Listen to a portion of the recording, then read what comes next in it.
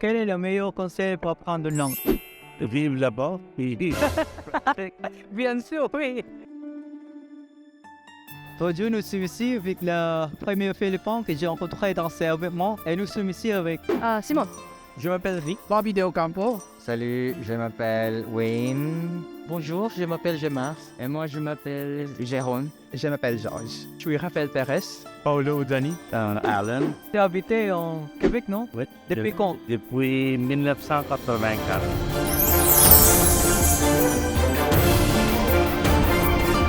Vous avez commencé la langue française depuis quand? J'ai commencé d'apprendre la langue française en 2011. T'as dit 2011? Oui, 2011. Ça veut dire que pendant 12 ans, Oui, 12 ans. 12 ans? c'est trop long. Je n'apprends pas tous les jours. Ah, d'accord. Alors, je ne suis pas encore de haut niveau. Quel âge avez-vous quand vous commencez? J'ai commencé à 11 ans. J'ai appris le français depuis 2018 à l'Alliance française de Manille. Oui, ça fait 14 ans. Ouais, ça fait 14. J'ai étudié la langue française pour peut-être 1 à 2 années. Et moi, depuis 2020, c'était toujours la pandémie. Donc, j'avais commencé à la maison, par moi-même, tout seul, sans aide. Juste cette année que je suis entré dans l'université de Philippines. J'étudie les langues européennes comme lui. Donc, j'ai choisi aussi le français. Donc, avant de prendre cette course, vous déjà parlé en français? Un peu. Un peu. Depuis 2020. J'ai commencé quand j'avais à peu près 7 ans. Dans mon école, il y avait des cours de français. Et puis, quand j'habitais en France, c'est là-bas que j'ai appris le français couramment. J'ai travaillé en France pendant 13 ans. Et maintenant, je travaille aux Philippines Pourquoi vous retournez au Philippines? pour la famille. Votre famille n'est pas déménagé en France. Non, ils sont tous bien ici. La dernière année, Le dernier, ça veut dire en 2022. Donc, quel mois de 2020? septembre. Donc, septembre, 7 mois, je pense. Moi, je commençais d'apprendre la langue il y a 3 ans. D'abord à l'université, mais après ça, j'ai décidé d'apprendre la langue toute seule à la maison. J'ai quasiment 7 ans à l'Alliance française de Manille aussi. Donc, j'étais étudiant pendant plus d'1 an. Et après, il y a eu cette opportunité d'emploi à l'Alliance. Et j'ai réussi à obtenir le poste de réceptionniste. C'est à partir de là, en fait, que mon apprentissage de français s'est accéléré. Et je pense que les personnes savent quelles sont les différences entre le français du Québec et le français en France. Les accents, premièrement, le français au Québec, c'est l'ancien français. Le Québec était peuplé par les Français et pas extrêmement évolué. À ce moment-là, ils parlent toujours comme l'ancien français. Il y a beaucoup de personnes qui vont déménager au Canada. Je pense que le Québec est la meilleure option. Pour les Philippins, c'est beaucoup plus facile pour le côté anglophone. Parce que Québec, la langue française, c'est pas toujours facile. Moi, quand j'ai déménagé au Québec, il y en avait comme un système ils donnent le cours en français gratuitement, à l'époque. Aujourd'hui, il n'y en a plus de cours de même. Pourquoi tu as choisi la langue française? Premièrement, parce que j'aime la langue française. Le cliché que c'était romantique langue. Oui, le plus Donc, romain. c'est le plus romantique langue. Donc, Complètement au hasard, hein. J'ai pas fait de choix conscient pour apprendre le français. C'est juste que j'aime lire et du coup je visite les librairies. C'est là où j'ai trouvé un dictionnaire français-anglais. Et du coup, comme je n'avais pas d'activité professionnelle à l'époque, je me suis dit pourquoi pas apprendre une langue étrangère, le français. Et c'est parti de là. J'ai choisi le français parce que pour moi, c'est très très intéressant. Et aussi la culture aussi. Oui, oui. Oui, et aussi, je veux visiter le Paris, Bordeaux. Quelle part de la culture française vous aimez beaucoup? La cuisine, oui, mais en partie l'art, la peinture, la musique. Je viens de dire, c'est plus complexe, c'est plus amusant, etc. Vous aimez la complexité?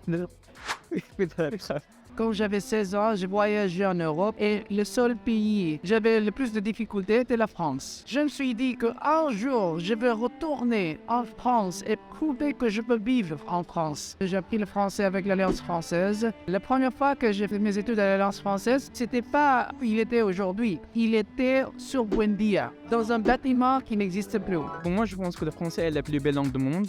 J'adore la ton, la prononciation. Pour moi, c'est la plus belle. Ma spécialisation est la langue française et ma deuxième spécialisation est la tourisme. Pour moi, je pense que la langue française est intéressante pour la relation internationale. Je pense qu'ils sont très sophistiques et extravagants, les langues françaises, et j'adore. Donc pourquoi tu as choisi ces mots? Oui, Oui, c'est beaucoup j'adore la mode française. J'ai choisi la langue française parce que j'aime le son, j'aime la prononciation. Ça me plaît l'orthographie. Mais j'ai toujours gardé la nationalité française. Vous avez la nationalité française? Oui. Et que je voudrais avoir la nationalité française comme nationalité. Alors, il faut payer des impôts en France au moins pendant 5 ans. Vous pouvez demander la nationalité française. Il faut prouver avec l'État que vous travaillez bien, vous avez un bon salaire, vous êtes en bon intérêt de rester définitivement en France. Quel est le meilleur conseil pour apprendre le français? Écoutez la musique parce qu'il aide. Je peux lire aussi. Ouais. Et donc à parler avec les gens qui parlent français. Quelle chanson vous aimez le plus en français? J'écoute Lindila et comment j'ai oublié. Stromae. Ouais. Oui. Super. Je regarde la série télévision française. Quelle est cette série? Le pas? Le point. J'ai regardé aussi. Ça dépend du style d'apprentissage des personnes. Et moi, je conseillerais de lire beaucoup d'articles, beaucoup de livres, essayer d'écouter beaucoup de vidéos, même si vous ne comprenez pas. Il y a beaucoup de chaînes, par exemple, la langue française. Il y a aussi le Inner French. Avec vous? Les personnes, oui, Oui, je regarde toujours. Aussi, il parle lentement, donc les gens peuvent comprendre. Et je conseille aussi d'écouter Duolingo French Podcast, ça aide beaucoup. J'ai commencé à écouter de la musique, surtout suivre les paroles de la chanson par exemple, regarder des séries sur Netflix par exemple, Les Lupins. Il parle comme ça. Parce que j'ai entendu, il a dit Lupin. En fait, je suis en train de revoir, mais actuellement, je regarde la série Notre-Dame sur Netflix. Ouais. C'est très intéressant, ça m'intéresse beaucoup. Regarder des séries sur Netflix et changer le sous-titre aussi en français.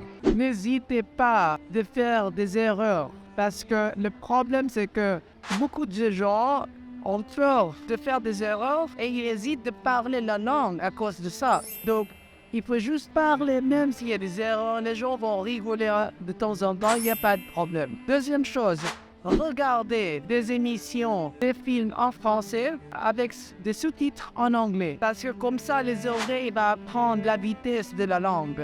C'est ça qui est important parce que c'est le cerveau qui va apprendre la langue naturellement. N'ayez pas peur surtout, n'ayez pas honte. C'est ces sentiments-là en fait qui souvent peuvent limiter notre apprentissage de progresser. Surtout d'apprendre la langue. J'apprends la langue tous les jours parce que je veux améliorer mon français. Donc, comment est la manière de votre apprentissage? Je regardais beaucoup de vidéos, films et les séries en français ou en anglais, mais avec des sous-titres en français. Ça m'aide beaucoup. Vivre là-bas, puis Bien sûr, oui. il faut parler tous les jours. Aussi, ça aide beaucoup si tu pratiques tous les jours. D'accord, présenter un petit peu sur étudier en France. Campus France, déjà, c'est une agence qui a été fondée il y a plus de 10 ans, je pense. Et notre mission, c'est l'accompagnement de l'étudiant international.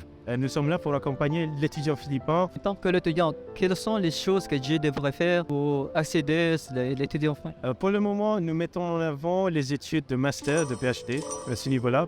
Pour pouvoir étudier une licence, ce qu'on appelle un undergraduate aux Philippines, il faut avoir une bonne connaissance de la langue, il faut avoir un minimum de B2, voire C1, pour pouvoir accéder à ce niveau d'études. Par contre, une fois qu'on arrive au niveau de master et plus, il y aura plus d'options pour ceux qui parlent anglais. Donc, quelle part de la langue française est le plus difficile pour toi? À mon avis, les trucs les plus difficiles, les expressions, les bonnes prépositions. En anglais et en français, on n'utilise pas les mêmes prépositions. Oui. Pour moi, c'est plus difficile. Pour moi, la prononciation en français, c'est très très difficile. Aussi, la conjugaison de verbes. Plusieurs personnes qui disent que c'est la prononciation, c'est la grammaire, mais ces choses ont une complexité qui me plaît. Pour moi, c'est juste différent. La grammaire. Tout, grammaire. Pas la prononciation. La prononciation, oui, un peu, mais grammaire. Grammaire, oui. Les exceptions de règles. Oui. Comme par exemple, dis-moi. les mots féminins, masculins, très difficiles à mémoriser. Oui, oui, oui. Et parmi les personnes qui parlent français ici, votre français est... Mais vous ne voulez pas déménager en France? Bah, on sait pas, hein. Tout est possible. Je pense que votre niveau, c'est pas Edo. Je pense que c'était B1 o B2. À mon avis, c'est pas Edo.